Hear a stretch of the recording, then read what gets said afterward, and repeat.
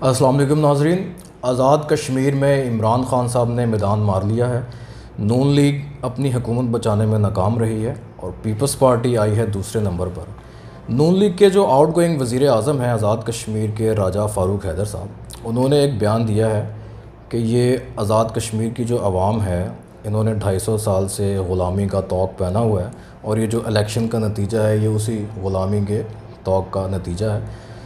तो पूछते हैं ज़ुल्करनैन ताहिर साहब से कि ये इनके बयान में कितनी सदाकत है, ये ग़ुलामी का तौक़ है, धांधली है, या ये आवाम का जो चेंज ऑफ हार्ट होता है कि जो हुकूमत सेंटर में होती है उसी को वो आज़ाद कश्मीर में वोट करते हैं। मुझे तो लगता है कि पहले के राजा जो है फ़ारूक हैदर या आउटगोइंग प्राइम मिनिस्टर हैं, इनकी फ्रस्ट्रेशन की रिफ्लेक्शन है इनका स्टेटमेंट। 250 साल ये बात करते हैं, ठीक है, ग़ुलामी में रहे हैं, पहले मुग़ल की, फिर पठान्स की और उसके बाद सिखों की। लेकिन अगर पाकिस्तान की सियासत को आप देखें शुरू से ही, तो कश्मीर जो है एक स्ट्रेटजिक पॉइंट है उसकी स्ट्रेटजिक इम्पोर्टेंस है जी फॉर द स्टेट। तो और दूसरा ये है कि कश्मीर में एज ए होल अगर आप देखें तो गुर्बत है, तो वो अफोर्ड नहीं कर सकते कि जो सेंटर में जिसकी गवर्नमेंट हो तो वो उसके अगेंस्ट चले जाएं। सेंट्रल गवर्नमेंट क्योंकि फ़ंड सारे जी उसके मरूने मिन्नत होते हैं, फ़ंड्स हैं और बहुत लंबा चौड़ा पैसा भी नहीं इनको मिलना होता। लेकिन अगर वो फंड्स भी ना मिले तो आप देखें टूरिज़म के अलावा तो उनके पास कुछ नहीं है बेचारों के पास। तो शायद मेरा ख़्याल इसी चीज़ के कॉन्टेक्स्ट में फ़ारूक हैदर ने ये बात की और फ्रस्ट्रेशन इसलिए कि साहब प्राइम मिनिस्टर थे, अब वुड बी नो मोर, इनकी पार्टी जीती तो इनका चांस रहना था। लेकिन इनसे ये अगर पूछा जाए कि 250 साल से तोक पहना हुआ है तो उसके अल्टीमेट बेनिफिशियरी तो यही थे। 2016 में इलेक्शन में तो ये इनको अवाम ने वोट किया और ये वज़ीर आज़म रहे। और अगर देखा जाए तो पीटीआई की रैलीज़ जो हैं, इमरान खान की रैलीज़ 2016 में पीएमएल नून से बड़ी रैलीज़ थी और लेकिन सीट शायद उनको 1 या 2 मिली हैं वहाँ पे 2016 में। जो हमें इलेक्शन इसमें मरीम नवाज जी इसमें मरीम नवाज की रैलीज़ बड़ी थी, इमरान खान की रैलीज़ छोटी थी। तो रिज़ल्ट आप 16 वाला ही देख लें। फिर भी मैं कहूँगा कि थोड़ा सा अच्छा पुटअप शो कर दिया इन्होंने। पीएमएल नून ने 6 सीटें ले गए, काफ़ी हैं क्योंकि पीटीआई तो 2016 में शायद 1 या मैक्सिमम 2 सीटें थी उनकी। तो यही रिज़ल्ट था जो एवरीबॉडी वाज एंटिसिपेटिंग, एक्सपेक्टिंग। तो इसमें कोई नई चीज़ तो नहीं है इतनी ज़्यादा। इसमें मैं थोड़ा सा और रिफ्रेश करूंगा अपना सवाल कि आपने कहा कि everybody was expecting same this result. जितने भी हमारे सियासी तज्ज़ियाकार और जो सहाफ़ी थे वो यही कह रहे थे कि रिज़ल्ट तो एंड यही आना है कि जिसकी हुकूमत सेंटर में है उसी को यहाँ पे हुकूमत मिलनी है या वोट जैसे भी होगी। तो ये वाकई आवाम का एक चेंज ऑफ हार्ट होता है या ये कोई एक फार्मूला है एस्टेब्लिशमेंट का, या किस तरह से ये होता है कि वो ये आप माजी में देखेंगे नून लीग पीपल्स पार्टी सेंटर में है तो पीपल्स पार्टी को मिल रही है नून, और इसमें चेंज क्या हुआ? अगर वजह आप तारीख तो इसमें नहीं बदली, सिंपल एक इलेक्शन ही हुआ। अगर वजह आप ये देखें कि एस्टेब्लिशमेंट ज़ाहिर है सारे उसमें इलेक्शन में उसका रोल होता है, इसको ये नॉट डिनाइंग द फैक्ट है, इस हकीकत से सभी लोग अवेयर हैं।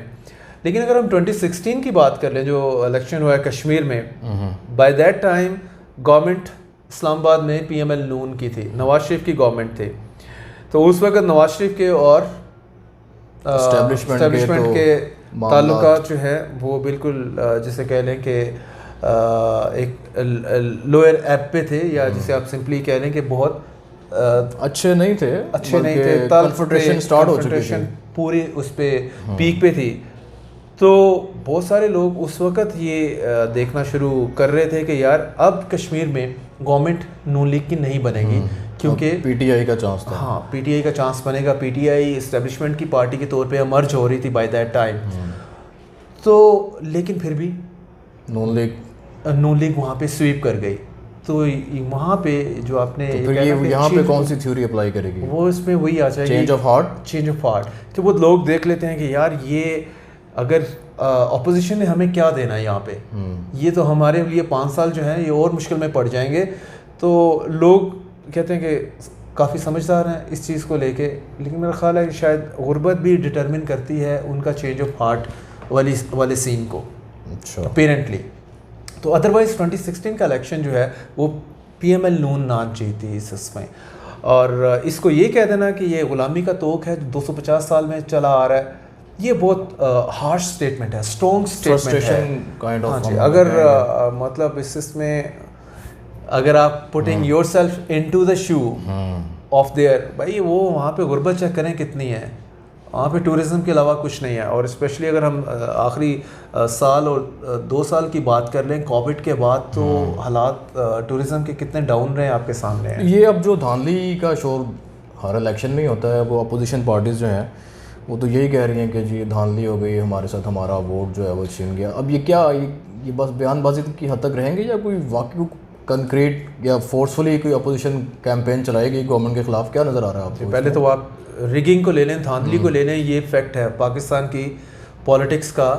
अच्छा, ये एक नॉर्मल हम कहेंगे इस हमें इम्यून हो जाना चाहिए, इस पे कोई objection order of the day है।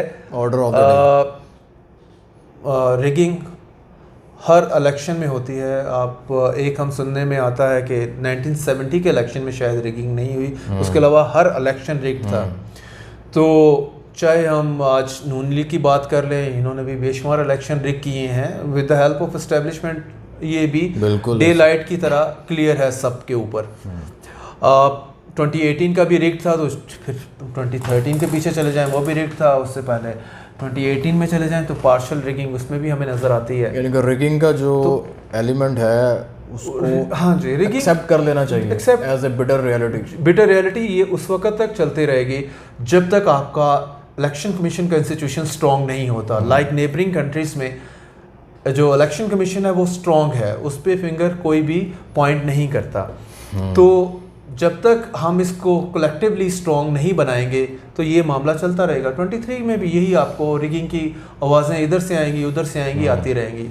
ये इदारे तो खैर हमारे यहाँ पे इतने स्ट्रॉन्ग अभी नहीं है, सिवाय वही हम होप कर सकते हैं, वो जिसे कह लें कि अब ये नून लीग और ये अपोजिशन जो जमातें हैं ये अब क्या लायामल तय करेंगी कि अब जो आगे इलेक्शन की तैयारी होगी थोड़े अरसे के बाद। थोड़ा सा मैं कश्मीर के हवाले से कमेंट करता चलूँ कि इसमें जो इंटरेस्टिंग फैक्ट है या सॉरी इंटरेस्टिंग एक सिचुएशन है या अगेन द फैक्ट है वो कि पीपल्स पार्टी की प्लेट में 10 सीटें आई हैं। तो 10 सीटों का मतलब ये है और 6 सीटें जीती हैं इन्होंने। अब बज़ाहिर इसमें ये मैं ऐड कर दूं कि इसका भी मुझे थोड़ा बता दें आप कि बज़ाहिर ये लग रहा था कि पीपल्स पार्टी को इस इलेक्शन में कोई ख़ास इंटरेस्ट नहीं है या उनको कोई इतनी होप नहीं है, और बिलावल साहब अपने एक निजी दौरे पे अमेरिका भी हो आए और ख़ामोशी से गए और ख़ामोशी से आ गए। तो क्या ये इस इतने यानी कि क्रूशल टाइम में इस तरह के निजी दौरे रखना ये कोई पॉलिटिकल? दो चीज़ें हैं इसमें। मैं निजी दौरे के ऊपर बिलावल के आपको बताता चलूँ कि इसको लेके तो ऑलरेडी PTI के मिनिस्टर जो हैं वो पहले ही बड़े परेशान थे। शुरू में उन्होंने बड़े बड़े बयान दागे हैं कि जी जाके बाइडेन के पास जा जी उसके या CV सबमिट करना है मुझे, अगले प्राइम मिनिस्टर के तौर पे देखें। तो बाद में इनको ही बताया कि यार क्यों खप रहे हो इन्हीं मिनिस्टर्स को, ज़रा सुकून करो, दौरा कर रहा है उसकी कुछ चीज़ें तो सामने आने दें। लेकिन कोई 8 दिनों में कोई चीज़ ख़ास सामने नहीं आई उसमें। लेकिन अगर मैं आपको सेकेंडली जो बताऊं कि पीपल्स पार्टी जब से PDM से आउट है, PDM से आउट होने के बाद पहला एलिगेशन यही लगा था कि इन्होंने समहाउ शेक हैंड कर लिया है, आप भी कर रहे हैं एस्टेब्लिशमेंट के साथ इनके ऊपर नून लीग काफ़ी चीखती रही है।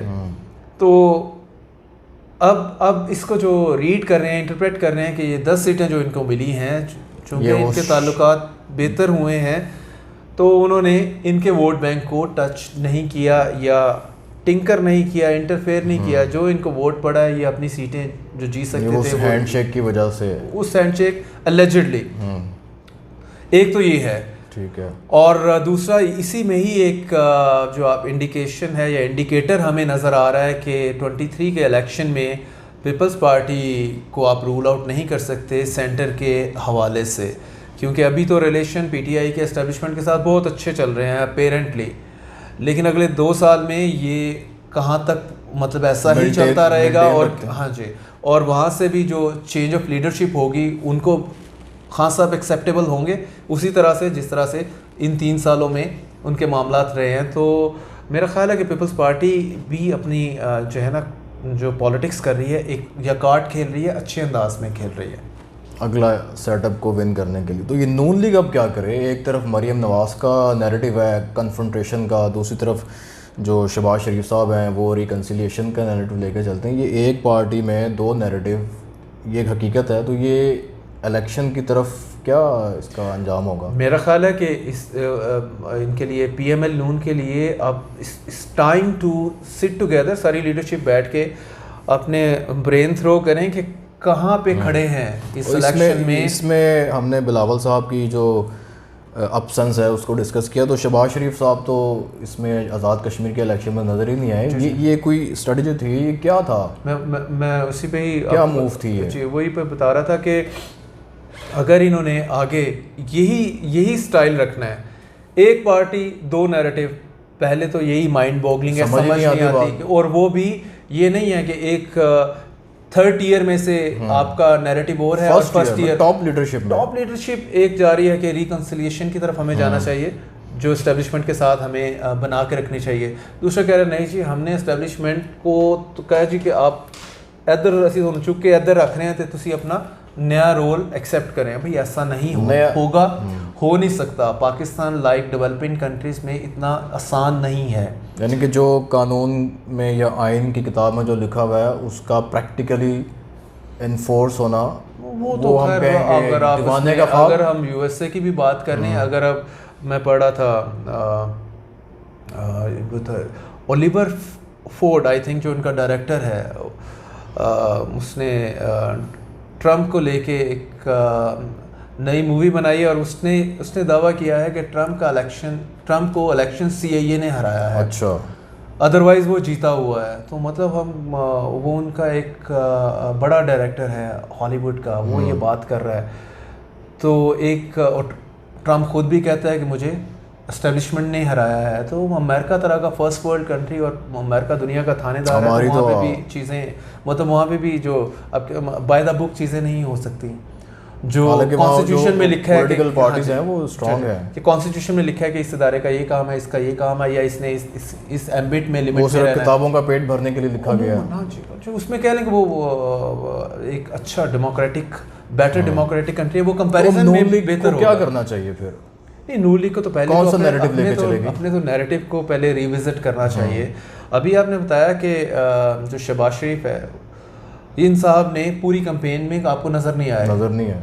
मरियम ही कैंपेन करती रही हैं, ठीक है, she is a crowd puller, लेकिन पार्टी का प्रेसिडेंट वहाँ पे ना होना ये लीव कर देता है सो मैनी क्वेश्चंस जिसके आंसर्स पता नहीं किसके पास हैं। इनकी पार्टी में किसी के पास होंगे। क्यों नहीं भाई, क्यों नहीं वहाँ पे जा रहे? एक लीडर से मेरी बात हो रही, वो कह रहे थे उनकी बैक एक है, कमर में तकलीफ है, वो इतना ट्रैवल नहीं कर सकते।